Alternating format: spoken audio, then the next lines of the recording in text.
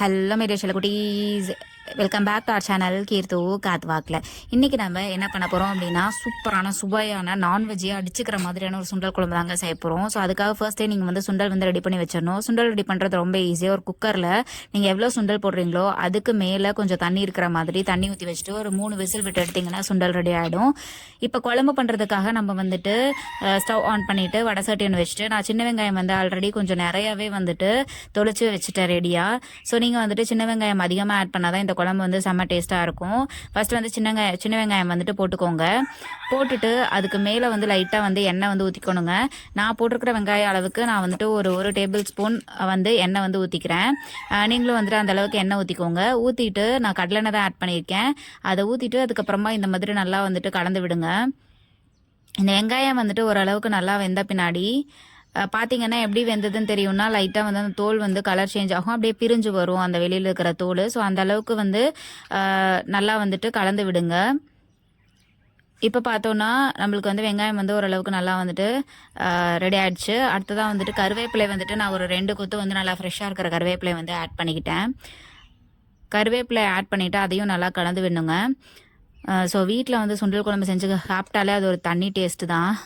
அடுத்ததாக வந்து பார்த்திங்கன்னா தக்காளி வந்துட்டு நான் வந்துட்டு ஒரு 3 தக்காளி மீடியம் சைஸ் வந்து ஆட் பண்ணியிருந்தேன். நீங்களும் வந்துட்டு தேவையான தக்காளி வந்துட்டு கட் பண்ணி வச்சுக்கோங்க. ரொம்ப பொடியாக கட் பண்ணுன்றது இல்லை, ஓரளவுக்கு பெருசாக இருந்தால் கூட பிரச்சனை இல்லை. இந்த மாதிரி கட் பண்ணிவிட்டு அதையும் நல்லா கலந்து விட்டுட்டு அது வந்து நல்லா வதங்கி வர்றதுக்காக கல்லுப்பு வந்து ஆட் பண்ணிக்கலாம். கல்லுப்பை ஆட் பண்ணிவிட்டு நல்லா வந்து அதையும் கலந்து விடுங்க. அப்போ தான் வந்துட்டு நல்லா அது வதங்கி வரும்.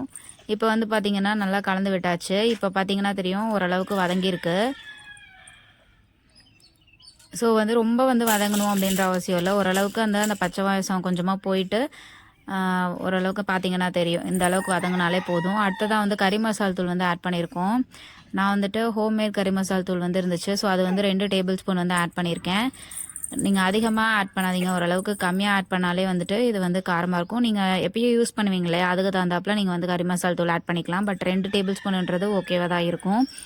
அடுத்ததாக வந்து பார்த்திங்கன்னா தேங்காய் துருவினது இருந்துச்சு. ஸோ அது வந்துட்டு நான் வந்து ஆட் பண்ணிக்கிட்டேன். நான் வந்துட்டு ஒரு கை அளவுக்கு ஆட் பண்ணிக்கிட்டேன். ஆட் பண்ணிவிட்டு அதையும் நல்லா வந்து கலந்து விட்டுக்கலாங்க. இது வந்து ரொம்பலாம் வந்துட்டு இது பண்ணணுன்னு அவசியம் இல்லை. அதனால நீங்கள் ஓரளவுக்கு வந்து அந்த தூளும், அதாவது கறி மசால் தூளும் தேங்காயும் ஓரளவுக்கு நல்லா கலந்து விட்டாலே போதுமானது. இப்போ வந்து பார்த்திங்கன்னா மிக்சியில் வந்து மாற்றிட்டு ஃபஸ்ட்டு கொஞ்சமாக தண்ணி ஊற்றி அரைச்சிக்கோங்க. அப்புறம் அரைய வேணும்னா நம்ம தண்ணி வந்து ஆட் பண்ணிக்கலாம். இப்போ வந்து பார்த்திங்கன்னா இந்த அளவுக்கு வந்துட்டு நைஸாக வந்து அரைச்சி எடுத்துக்கணுங்க. ரொம்ப கொரகொரன்னு இருக்கக்கூடாது, நல்லா வந்து அரைச்சி எடுத்துக்கோங்க. அடுத்ததாக வந்து பார்த்திங்கன்னா குழம்புக்காக ஒரு குண்டா வச்சுட்டு நம்ம வந்துட்டு கடலெண்ணெய் வந்து ஆட் பண்ணிக்கலாங்க. நான் வந்துட்டு ஒரு 2 டேபிள் ஸ்பூன் கடலெண்ணெய் ஆட் பண்ணிவிட்டு கடுகு வந்துட்டு ஆட் பண்ணிக்கிட்டேன். எண்ணெய் வந்து நல்லா காஞ்சதுக்கப்புறமா கடுகு வந்து ஆட் பண்ணிக்கோங்க.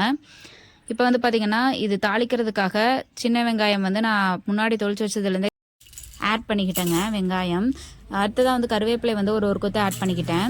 வெங்காயம் கம்மியாக ஆட் பண்ணால் போகணும், ஏன்னா வந்து இது தாளிக்கிறதுக்காக தானே, அதனால் வெங்காயம் கம்மியாக ஆட் பண்ணிக்கோங்க. இப்போ வந்து பார்த்திங்கன்னா கத்திரிக்காய் வந்து நீள் வாக்கில் கட் பண்ணி வச்சுருந்தேன். ஸோ அந்த கத்திரிக்காய் ஒரு 8 கத்திரிக்காய் அளவு வந்து நான் வந்து ஆட் பண்ணிக்கிட்டேன். கத்திரிக்காய் வந்து சுண்டல் குழம்புல ஆட் பண்ணோன்னா செம்ம டேஸ்ட்டாக இருக்குங்க. அதனால் கண்டிப்பாக வந்துட்டு ஆட் பண்ணிக்கோங்க. அதையும் நல்லா கலந்து விட்டுருங்க. கலந்து விட்டதுக்கு அப்புறமா சுண்டல் வந்துட்டு நம்ம ஆல்ரெடி வந்து வேக வச்சு வச்சுருக்கோம் இல்லைங்களா, அது வந்து எடுத்து போட்டுக்கலாங்க. இப்போ வந்து பார்த்திங்கன்னா சுண்டல் வந்துட்டு கொஞ்சம் கொஞ்சமாக வந்து ஆட் பண்ணிக்கோங்க.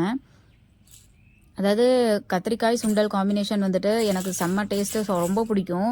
நீங்கள் வந்து சுண்டல் வந்து எடுத்துக்கிட்டிங்கன்னா உங்கள் உடம்புக்கு ரொம்ப நல்லது. ஏன்னா அதில் புரதச்சத்து, அதாவது ப்ரோட்டீன் வந்து ரொம்ப அதிக அளவில் இருக்குது. அதனால் வாரத்தில் ஒரு நாளாவது இந்த சுண்டல் வந்து செஞ்சு சாப்பிடுங்க. இப்போ வந்து பார்த்திங்கன்னா கத்திரிக்காய் வந்து வேகணுன்றதுக்காக கொஞ்சமாக வந்து தண்ணி ஆட் பண்ணிக்கலாங்க. கொஞ்சமாக ஆட் பண்ணிவிட்டு நல்லா கலந்து விட்டுட்டு கொஞ்சம் நேரம் விடுங்க, கொதிக்கட்டும். இப்போ வந்து பாருங்கள், கொஞ்சம் நேரம் கழித்து ஒரு 5 நிமிஷம் கழித்து பார்த்தீங்க அப்படின்னா அந்த கத்திரிக்காய் வந்துட்டு நல்லா ஓரளவுக்கு வதங்கி இருக்கும், கலரும் மாறி இருக்கும். அந்த அளவுக்கு வந்து வந்தால் போதும். அடுத்ததான் நீங்கள் மிக்சியில் வந்து அரைச்சிட்டு வந்தீங்க இல்லைங்களா, அந்த சாந்தை வந்துட்டு நம்ம ஆட் பண்ணிக்கலாங்க. பாருங்கள், இப்போ பார்க்கவே வந்துட்டு ஒரு மாதிரி செமையாக இருக்குது. இன்னும் கொதிச்சு வரப்போ பார்க்கவே வந்து சாப்பிட்ணும் போல் அவ்வளோ ஆசையாக இருக்கும். இப்போ வந்து நல்லா கலந்து விட்டுட்டு கொஞ்சமாக வந்து தண்ணி ஆட் பண்ணிக்கலாங்க. ஸ்டார்டிங்லேயே அதிகமாக ஆட் பண்ண வேண்டாம். கொஞ்சமாக ஆட் பண்ணிவிட்டு உப்பு காரம்லாம் கரெக்டாக இருக்கான்னு ஒரு டைம் வந்து டேஸ்ட் பண்ணிக்கோங்க. இப்போ வந்து பார்த்திங்கன்னா எங்கள் வீட்டுக்கு வந்து இந்த அளவுக்கு கொதிக்கணும். ஒரு 2 to 3 நிமிஷம் வந்து நல்லா கொதிக்கட்டுங்க. நீங்கள் வந்து தண்ணி வந்து வேணும்னா கொஞ்சமாக ஆட் பண்ணிக்கலாம். கடைசியாக வந்துட்டு கருவேப்பிலையும் கொத்தமல்லி இலையும் வந்து பொடியாக நறுக்கி ஆட் பண்ணி இறக்கிக்கலாம். செம்மையாக டேஸ்ட்டாக வந்து சுண்டல் குழம்பு ரெடி ஆகிடும். சாப்பிட்றதுக்கே வந்துட்டு இன்னும் சாப்பிட்லாமான்ற அளவுக்கு தோணும், அந்தளவுக்கு டேஸ்ட்டாக இருக்குங்க. கண்டிப்பாக ட்ரை பண்ணி பாருங்கள். எங்கள் வீட்டில் அன்றைக்கி வந்து வெள்ளை சாதம், சுண்டல் குழம்பு, முட்டை வச்சு சூப்பராக சாப்பிட்டு முடிச்சிட்டோம். ஸோ வந்துட்டு நீங்கள் ட்ரை பண்ணி பார்த்துட்டு கமெண்ட் செக்ஷனில் எப்படி இருந்துச்சுன்னு சொல்லுங்கள். நம்ம சேனலுக்கு சப்ஸ்கிரைப் பண்ணிவிடுங்க. அப்படியே பக்கத்தில் இருக்கிற பெல் ஐக்கானையும் கிளிக் பண்ணிவிடுங்க. அப்போ தான் நான் போடுற வீடியோஸ் வந்து உங்களுக்கு வந்து வரும். Ta-ta by.